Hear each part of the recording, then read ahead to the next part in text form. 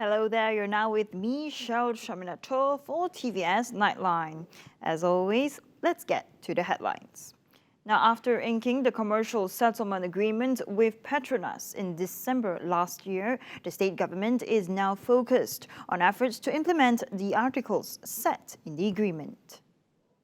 According to Assistant Minister in the Chief Minister's Department, Law, State, Federal Relations and Project Monitoring, Dato' Sharifah Hasidah Said Aman Ghazali, efforts to implement the articles set in the agreement will be continued despite the challenges of the COVID-19 pandemic.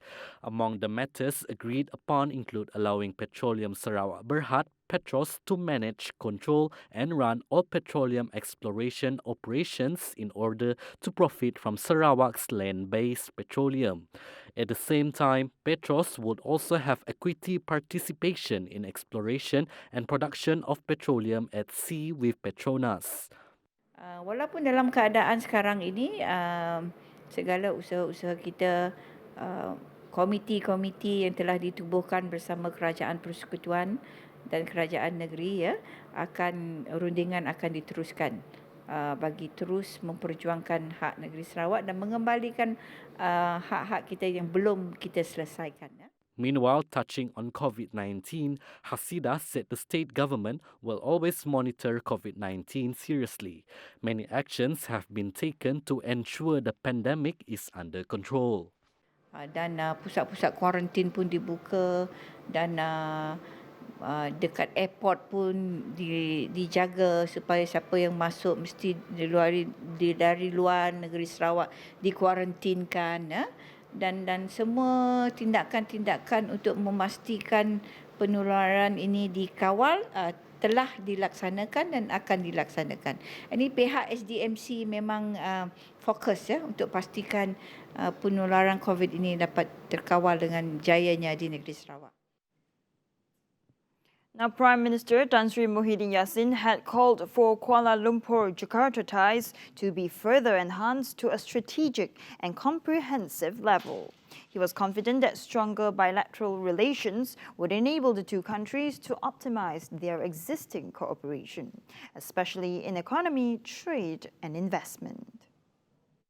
Hasil daripada perbincangan kami yang saya kira cukup bermanfaat pada hari ini, saya berpendapat sudah sampai masanya bagi hubungan kerjasama Malaysia dan Indonesia dipertingkatkan lagi ke peringkat yang strategik.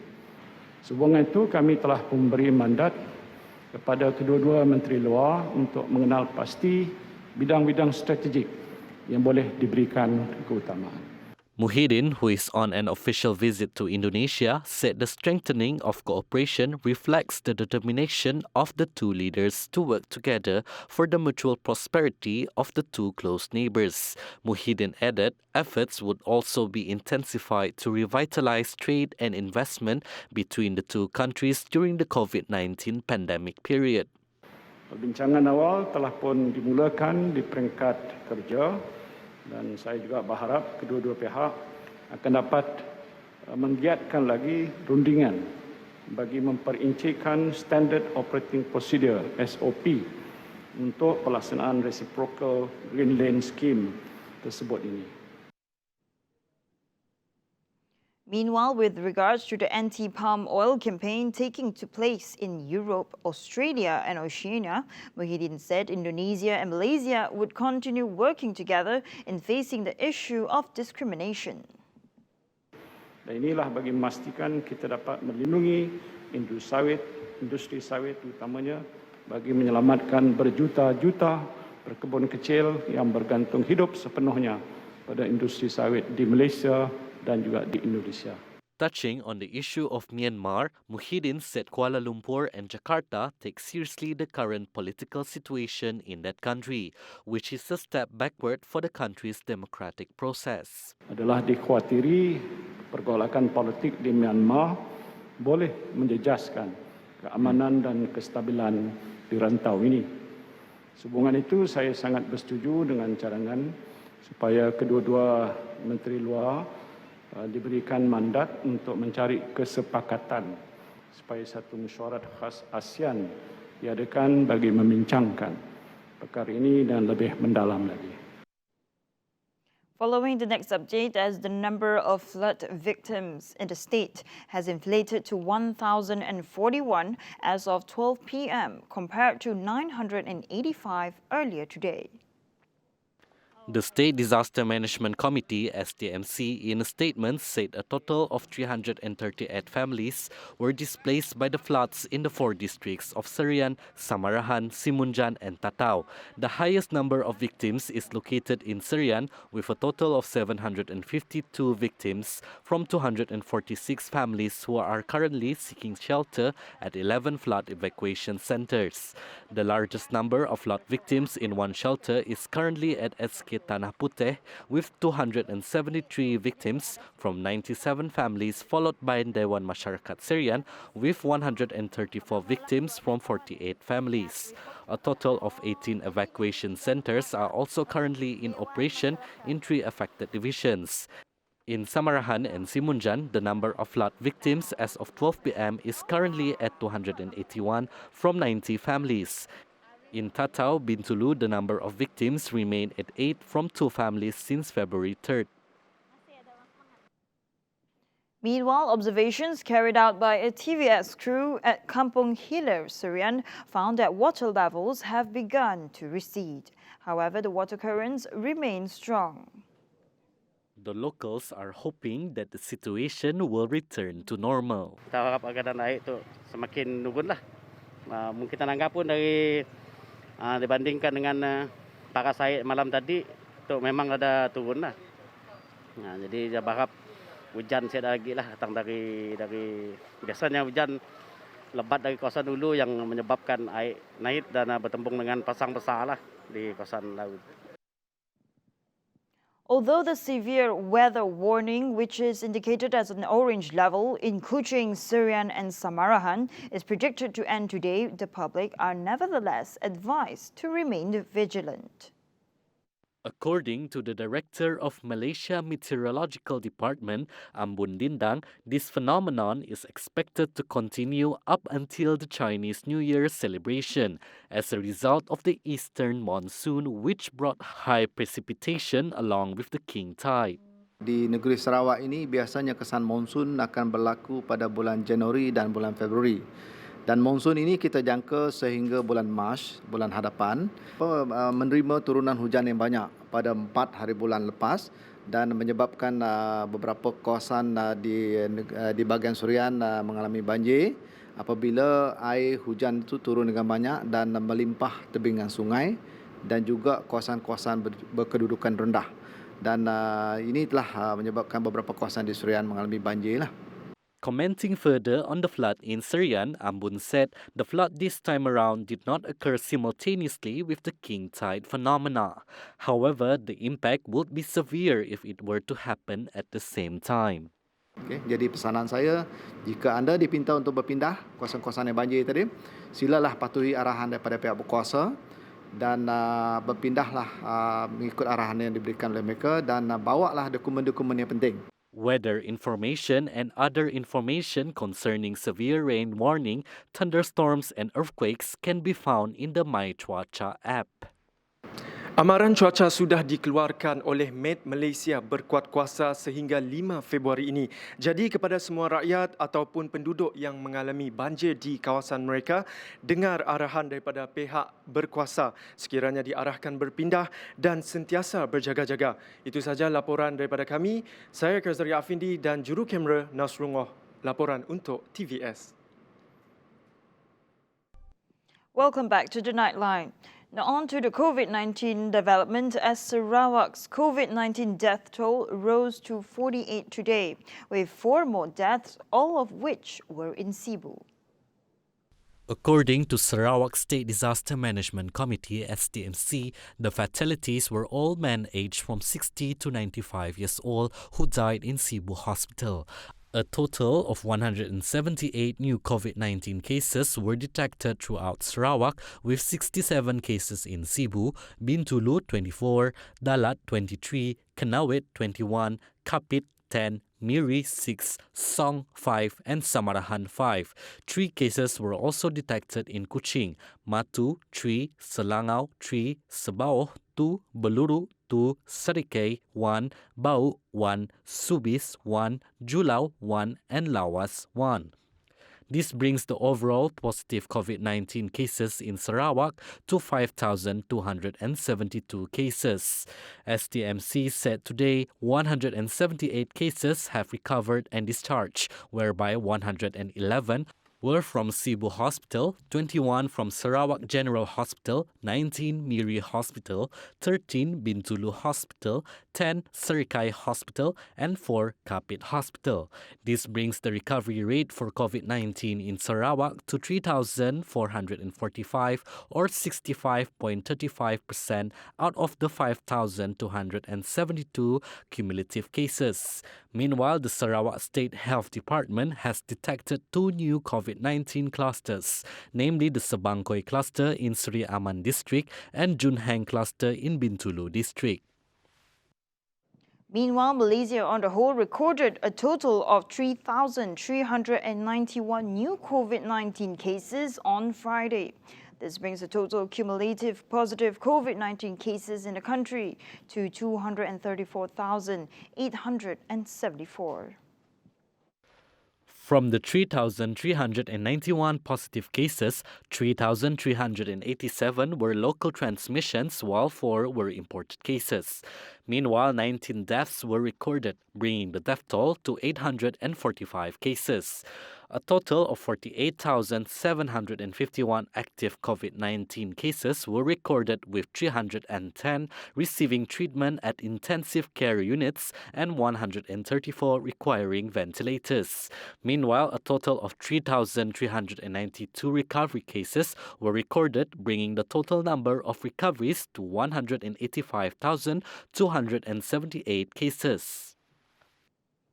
Following the next news, as care centres for senior citizens, the disabled and children, which are registered under the Sarawak Social Welfare Department or JKMS, were found to be in compliance with the standard operating procedures to curb the spread of COVID-19 transmission. According to the Minister of Welfare, Community Wellbeing, Women, Family and Childhood Development, Datuk Sri Fatimah Abdullah, the ministry so far has checked on 32 of the 44 care centres registered under JKMS.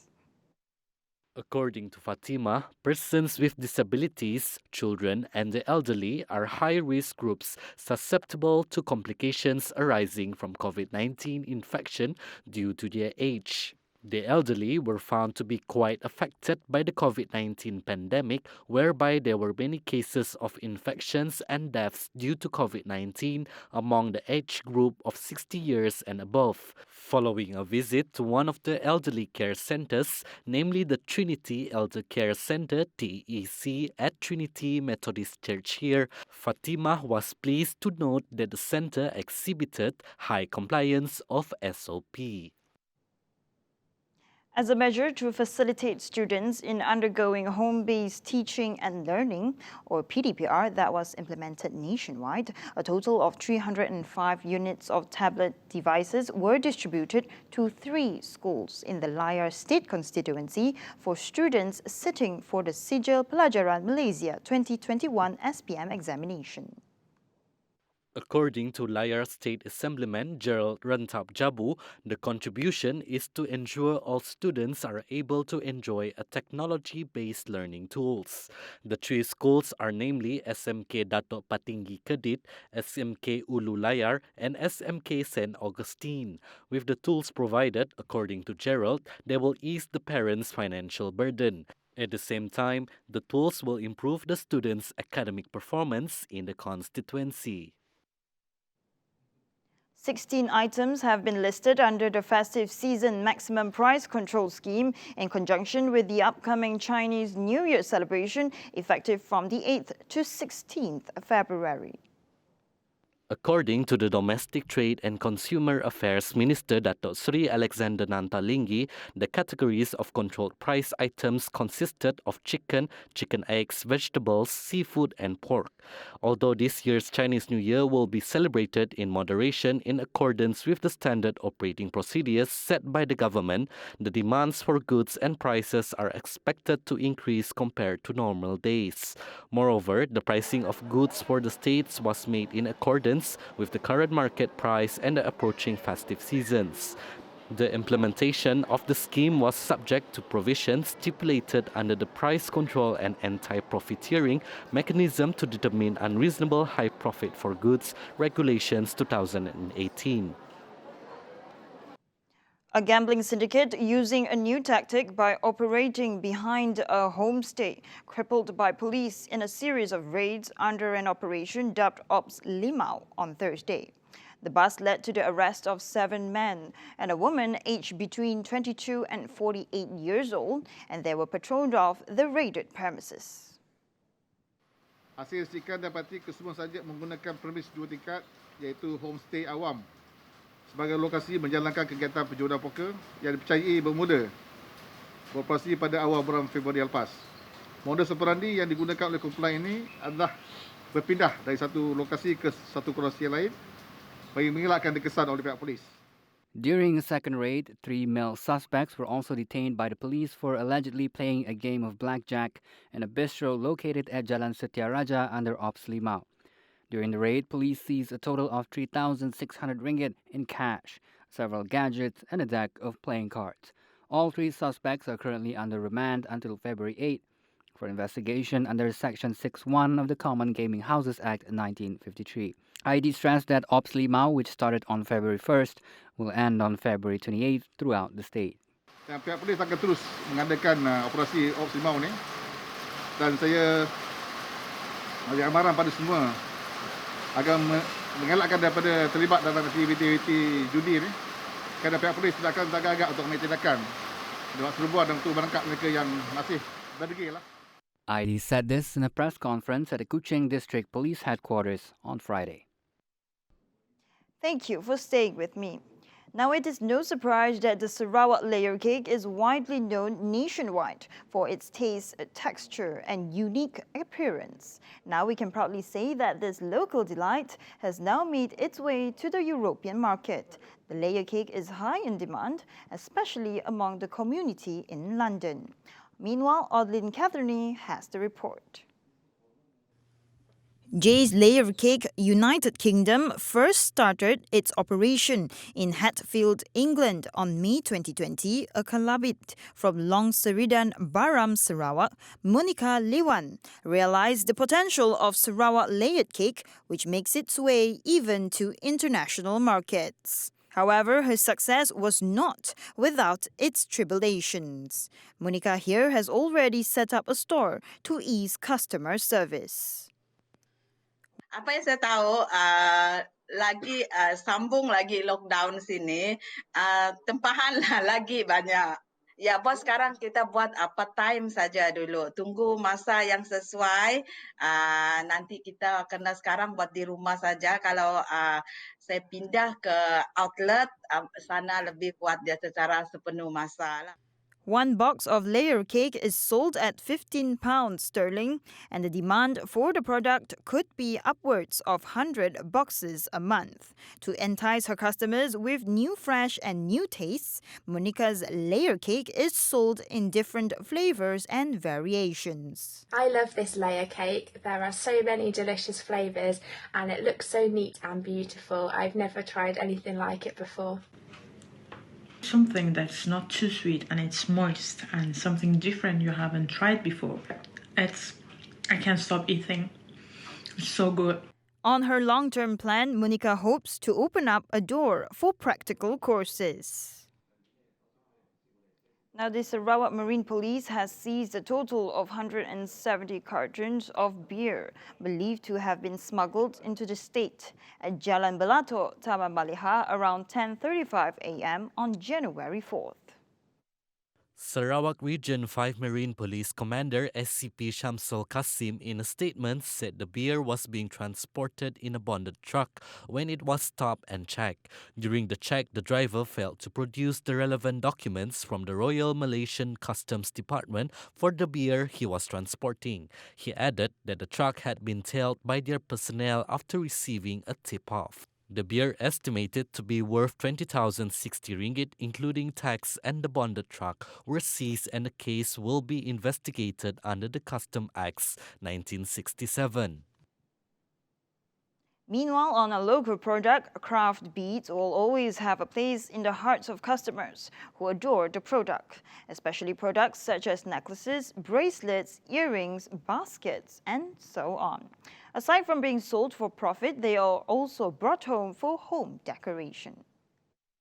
According to the representative of Rumah Bengau Women's Burial, Zaristri Jimbun, during the movement control order, women in the longhouse spend most of their time crafting beads and other decorations. She said profits from the sale of the products will be used to organize the women's burials activities or other programs which could benefit the longhouse community. Pihak mereka kami bisik ngagak nama-namanya, bisik memasaknya ngagak bahasa bisik pension.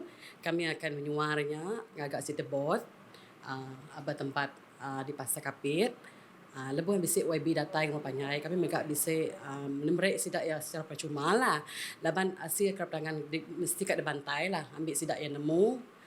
Kini kepintaran, kebolehan wanita baru ngapanyai itu. In addition, the profits from the sale of products will also be used in overhead costs for the supply of craft beads before selling them to visitors as souvenirs. Hasil jualan kami akan beli baru, kena beli maniaknya baru lah, kena ngagaknya baru, lalu kena nyuanya baru, ngagai bala berketemuan bisik datai lah, agar rumah panjai kami merik rubuh tangan, kami bisik tanah sidak ya, baik sidak ya kulai. For the head of the burial, Rumah Bengau, Catherine Badak, she feels the responsibility to decorate the longhouse with the craft beads that have been made.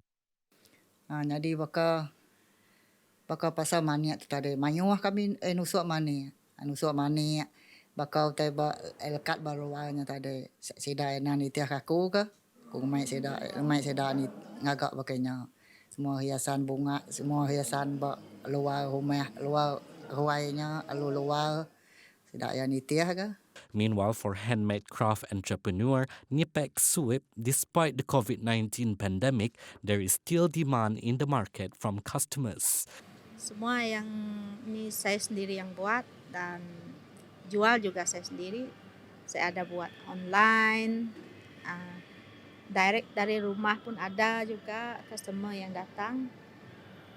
Kadang-kadang saya buat COD juga kalau orang minta, macam itulah. Nipek also called on women who are interested to dabble into the world of craft beads. Beads, according to her, could be a lucrative source of income, especially in this trying time. And that concludes TVS Nightline. Here with me, Cheryl Shamina, and as always, thank you for joining us tonight. I'll see you next time and have a good night. Have a good weekend.